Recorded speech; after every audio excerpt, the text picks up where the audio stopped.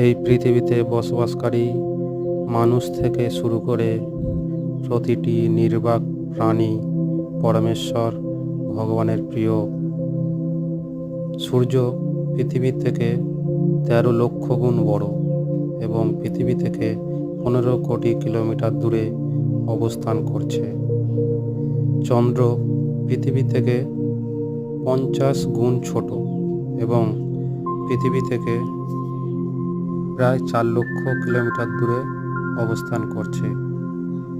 কিন্তু দেখুন, আয়তনের এত তারতম্য দূরত্ব থাকা সত্ত্বেও চন্দ্র ও সূর্যগ্রহণের সময় এদের প্রত্যেককেই সমান আকারের মনে হয় পৃথিবী থেকে।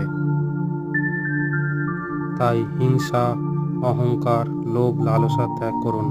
সবাইকে পরমেশ্বরের সন্তান ভেবে সবার সাথে সমান ব্যবহার করুন।